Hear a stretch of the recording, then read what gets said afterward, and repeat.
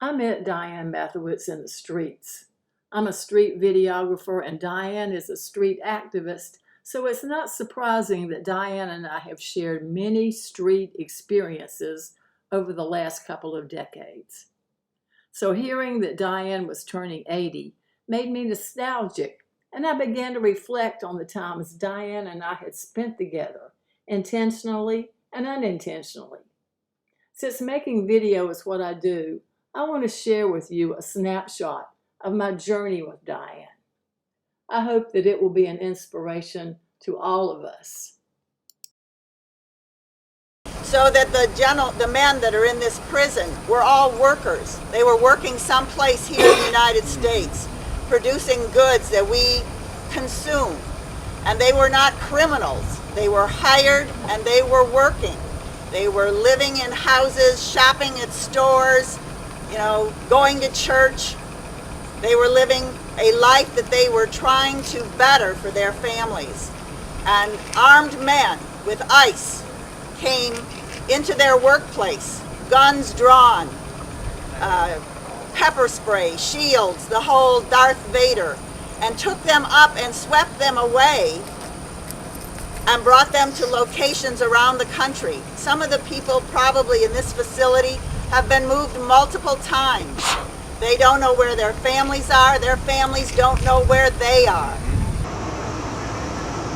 Our brother Mumia Abu-Jamal was just denied a new trial just a few days ago. And all around the world, starting today and tomorrow, there will be demonstrations and protests denouncing the injustice system of the United States.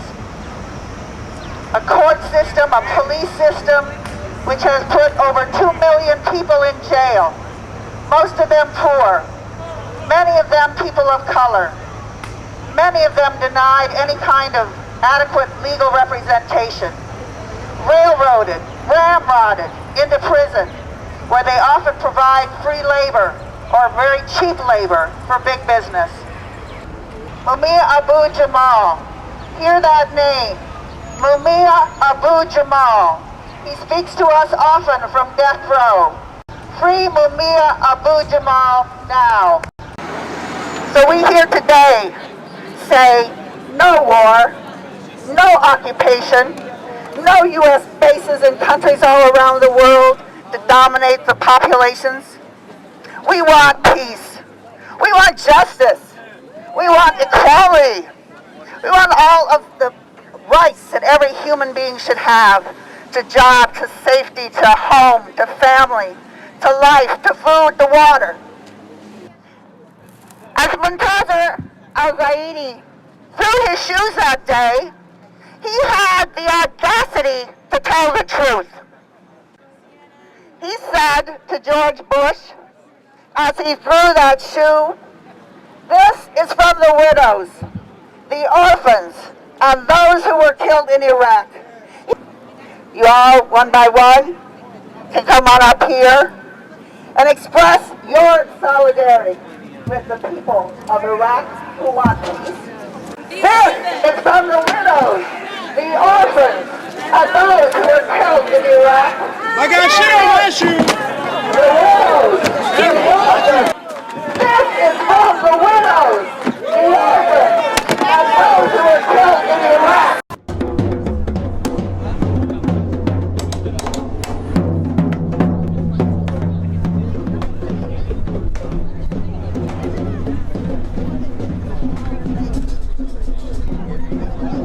Again, I want to thank everybody who took time out today. I want to encourage you to pay attention to the news. While it has been said that this was a one-shot assault with over 100 cruise and Tomahawk missiles at a cost of I don't even know how many hundreds and hundreds and hundreds of thousands of dollars, it is clear that the Trump administration, the Pentagon, the big oil corporations have in mind the total subjugation of Syria, but not just Syria, the whole of that part of the world. It is where the oil is, and it is where the oil gets transferred through to the ports. And this makes it a key target of U.S. imperialism. This today is just an effort to sort of, gauge people's sentiment and to make sure that people are aware that there's actually organized opposition to any war in Iran, that we oppose sanctions. People like to think that sanctions are somehow benevolent. Sanctions kill. We remember well that in Iraq, 500,000 children died as a result of the fact that the parts for clean water purification were under sanction, that medicine was under sanction. And the same thing is now happening in Venezuela. People are dying as a result of the U.S. sanctions. And so sanctions aren't some alternative to war. They are another form of war. So we are opposed to the sanctions. We want them lifted. We want all this bellicose talk. We want all these ships and troops and removed. And we want the U.S. to stop its long-time war policy against Iran. Well, Amazon is, one of the hugest corporations in the world. And it has conducted very vicious anti-union, any kind of anything that a worker would do to raise any objections to anything, they get fired. So Amazon in this era is comparable to General Motors back in the 30s. And so when the workers managed to get a union at General Motors, it led to all the other major car companies being unionized and to all kind of parts plants, and it led to an insurgence of union efforts. So Amazon, which has this unbelievable reputation of getting rid, they do surveys and they do background checks on their employees to make sure nobody will be thinking about trying to organize.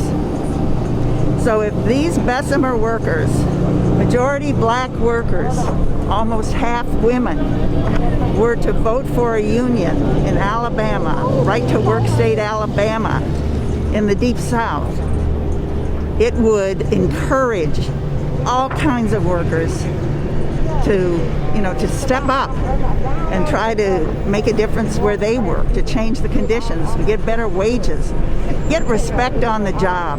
That's really a key issue. In the 60 years plus that Cuba has had its revolution, it has been under a blockade. Now, it's hard for people to understand what that means. A blockade means that Cuba has been denied the kind of access to world trade. It can't trade its goods and it can't receive other countries' goods. It can't access financing. There's just a myriad of things that the United States has prevented Cuba from actually growing its economy. But in the face of all that, Cuba nevertheless was able to achieve almost 100% literacy. It has the most amazing medical system where Cuban doctors actually go around the world and help save lives. It has brought tens and tens of thousands of students from many impoverished and underdeveloped countries to Cuba to become experts in many, many fields. And at the same time, it has provided free education, very low-cost housing, all kinds of social programs that are not even fathomable in the United States, the richest country in the world.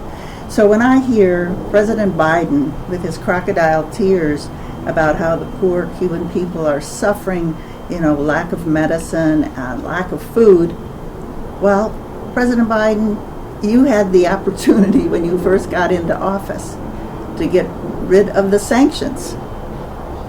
And every country has had an economic downturn just about because of COVID. How can the United States, with over 8 million people unemployed, food lines everywhere, talk about Cuba and how the government hasn't been able to supply the needs? And that's because of the blockade. I would say absolutely it's the intention of the United States through NATO to have initiated the problems. I think a lot of people don't know the history. So it was after the Soviet Union collapsed, that there was an agreement between what then was Russia and the US and NATO that NATO would not expand towards the former Soviet Union's border countries. And they have violated that time after time after time. And their next target was Ukraine. And Russia made it very clear that would be a cause of great concern for the United States and NATO to have military bases in Ukraine and the potential of having nuclear weapons there. So I would say that, I think Russia was put in a very hard place about what to do. They had tried a number of times if they would just agree that Ukraine would not be part of NATO, but the U.S. wasn't going to rejected that. So it's most unfortunate. It's a situation where, very frankly, probably most of the people in the world can't figure out why Russia would have, done this. And there's so much destruction and death, and they've lost so many soldiers, and the sanctions and all of that. But on the other hand, even Biden has said the goal is to weaken Russia. Dianne, Yes. how does it feel to be 80? Well, it feels like a long time, and then at the same time, it feels like a very short time. I actually myself can't believe that I'm 80. But I'm really happy that I'm still still here and still being able to participate in what I think is the critical issues of the day. So I have not lost any of that fire. I'm not as mobile as I was, like that. I can't march. But I think my mind is still is adamant about the need for revolutionary change. I attributed a lot of it to my membership in Workers' World Party, and then my relationship with all the people that are in this room, including you. Happy birthday to you. Happy birthday to you. Happy birthday to you. Happy birthday to you. Happy birthday.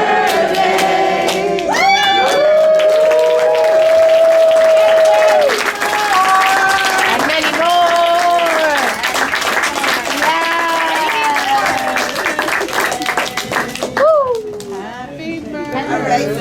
The idea of that you don't stop.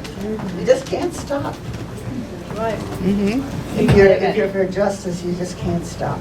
So anyway, thank you so much for being here. Yeah.